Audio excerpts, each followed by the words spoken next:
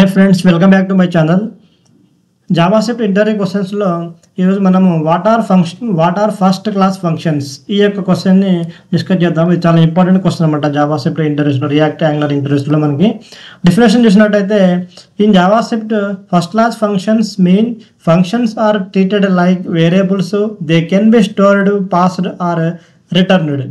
అంటే మనకి first class function అంటే ఏంటంటే, ఎగ్జాంపుల్ మనకి డెఫినేషన్ ఇచ్చినట్లయితే కరెక్ట్గా ఒక ఫంక్షన్ అనేది ఒక వేరియబుల్ లాగా మనకి ట్రీట్ చేయబడుతుంది. ఒక ఫంక్షన్ని ఒక వేరియబుల్ లేదా ఎలాగైతే మనం యూజ్ చేసుకుంటామో ప్రోగ్రామింగ్లో, అలాగా మనము యూజ్ చేసుకోవటాన్ని అలా యూజ్ చేసుకుంటే ఆ ఫంక్షన్ ఏమంటారంటే ఫస్ట్ క్లాస్ ఫంక్షన్ అని చెప్పేసి అంటారు.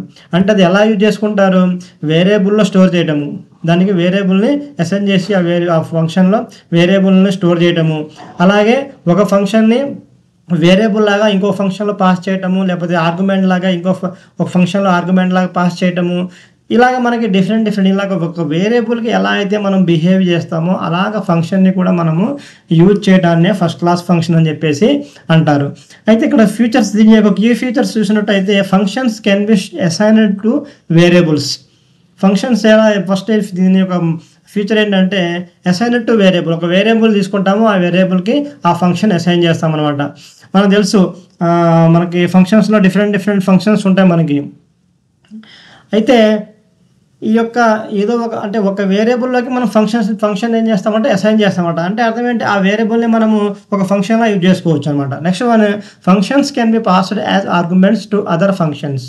ఒక ఫంక్షన్కి మనము పాస్ చేస్తుంటాం కదా, పారామీటర్స్ ప్లేస్లో మనం ఏం చేస్తామంటే ఈ యొక్క ఫంక్షన్ని, వేరే ఫంక్షన్ని ఒక ఫంక్షన్కి పారామీటర్గా మనం పాస్ చేసి దాన్ని ఆ ఫంక్షన్ని కాల్ చేసినప్పుడు దానికి ఆర్గ్యుమెంట్గా ఫంక్షన్ని మనము ఒక ఫంక్షన్ని మనం ఏం చేస్తామంటే ఆర్గ్యుమెంట్గా పాస్ చేస్తాం. పారామీటర్స్ అంటే ఏంటి? మనకి ప్లేస్ హోల్డర్స్, ఒక ఫంక్షన్ లోపల ప్లేస్ హోల్డర్స్ అనమాట. అయితే దాన్ని మనము ఇంప్లిమెంట్ చేసేటప్పుడు ఆ ఫంక్షన్ని కాల్ చేసేటప్పుడు ఆ యొక్క పారామీటర్ని ఏమంటారు, ఎలా మనం ఆ ప్లేస్ హోల్డర్ని ఎలా యూజ్ చేసుకుంటామంటే ఒక వాల్యూస్ ఇచ్చి యూజ్ చేస్తాం. అంటే ప్లేస్ హోల్డర్ ప్లేస్ మనం ఏం చేస్తాము? వాల్యూస్ ఇస్తాం. వాల్యూస్ని ఏమంటారు అంటే ఆర్గ్యుమెంట్స్ అని చెప్పేసి అంటారు. అంటే పారామీటర్స్గా యూజ్ చేస్తేనేమో ప్లేస్ హోల్డర్స్ అంటారు. వాల్యూస్, మనం వాటి వాల్యూస్ అసైన్ చేసినప్పుడేమో, ఆ ఫంక్షన్ కాల్ చేసినప్పుడు ఆ వాల్యూస్ అసైన్ చేసినప్పుడు వాటినేమో ఏమంటారు? ఆర్గ్యుమెంట్స్ అంటారు. అంటే ఒక ఆర్గ్యుమెంట్గా ఒక ఫంక్షన్ని వేరొక ఫంక్షన్లో కూడా మనము పాస్ చేయొచ్చు అనమాట. Third one, functions can be returned from another function. ఒక ఫంక్షన్ లోపల ఇంకో ఫంక్షన్ని మనం ఏం చేస్తాము? రిటర్న్ చేస్తాము. అది కూడా మనకి ఫస్ట్ క్లాస్ ఫంక్షన్ అని చెప్పేసి చెప్పడం జరుగుతుంది. అంటే దీని ఇన్నర్ ఫంక్షన్, అవుటర్ ఫంక్షన్ చెప్పేసి అంటారు కదా, అదనమాట. అంటే పేరెంట్ ఫంక్షన్, చైల్డ్ ఫంక్షన్ లాగా. Next, they can be stored in data structures like arrays or objects.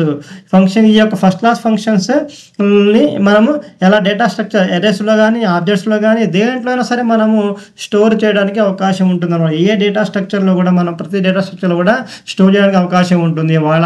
అలా అవకాశం ఉన్న ఫంక్షన్స్నే ఫస్ట్ క్లాస్ ఫంక్షన్స్ అని చెప్పేసి అనడం జరుగుతుంది. దీని యొక్క మన ఎగ్జాంపుల్ చూసినట్లయితే, ఫస్ట్ది assigning A function to A variable. ఫస్ట్ది వేరియబుల్ చెప్పినాం కదా, వేరియబుల్ అసైన్ చేసుకుంటాం కదా చెప్పినాం కదా.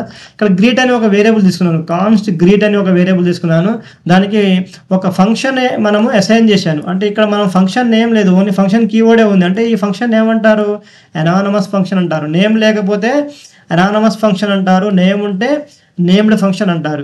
అయితే ఇది అనానమస్ ఫంక్షన్ని మనం ఏం చేసాము? ఒక గ్రీట్ అనే వేరియబుల్లోకి అసైన్ చేసాము.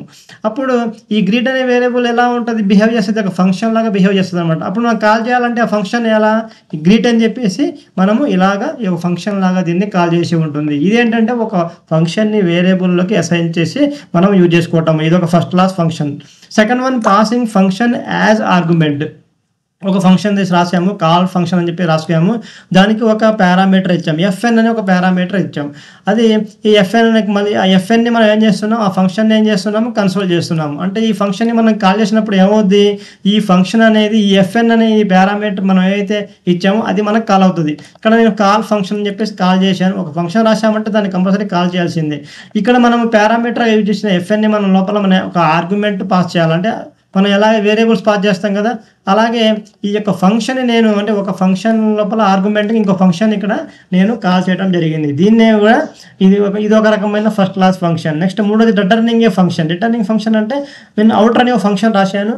ఈ ఫంక్షన్ లోపల ఇంకొక ఫంక్షన్ రిటర్న్ చూడండి. ఈ రిటర్న్ అని చెప్పేసి కీవర్డ్ రాసాము. ఫంక్షన్ ఈ ఔటర్ అనే ఫంక్షన్ ఏమి రిటర్న్ చేస్తుంది? ఇంకొక ఫంక్షన్ రిటర్న్ చేస్తుంది. ఇది కూడా అనానమస్ ఫంక్షన్. దీన్ని కూడా అనానమస్, దీనికి పేరు లేదు. ఇంకొక ఫంక్షన్‌ని రిటర్న్ చేస్తుందన్నమాట. అప్పుడు మనం ఈ ఔటర్ అనే ఫంక్షన్‌ని కాల్ చేస్తే మనకి ఏమవుతుంది? ఈ ఫంక్షన్ రిటర్న్ అవుతుందన్నమాట. ఇలాగ మనం ఇన్నర్ అని చెప్పేసి ఈ యొక్క వేరియబుల్‌కి ఔటర్ అనే ఈ ఫంక్షన్‌ని మనము అసైన్ చేసామన్నమాట. అంటే ఇందాక మన వేరియబుల్‌కి మనం ఎలాగైతే ఒక ఫంక్షన్ అసైన్ చేసామో అలాగా ఇన్నర్ అనే వేరియబుల్‌కి ఔటర్ అనే ఫంక్షన్‌ని ఈ ఔటర్ అనే ఫంక్షన్ అసైన్ చేసాము. దీన్ని ఇన్నర్ అనే ఫంక్షన్‌ని మనం కాల్ చేసాము. ఇలాగ మనకి డిఫరెంట్ ఈ యొక్క వేరియబుల్ లాగా అసైన్ చేయడము, లేకపోతే ఫంక్షన్‌కి ఆర్గ్యుమెంట్‌గా పాస్ చేయడము, లేదా ఒక ఫంక్షన్ లోపల ఇంకొక ఫంక్షన్ని రిటర్న్ చేయడం, ఇలాగా చేస్తే ఆ ఫంక్షన్ ఏమంటారు? ఫస్ట్ క్లాస్ ఫంక్షన్ అని చెప్పేసి అంటారు. Thanks for watching.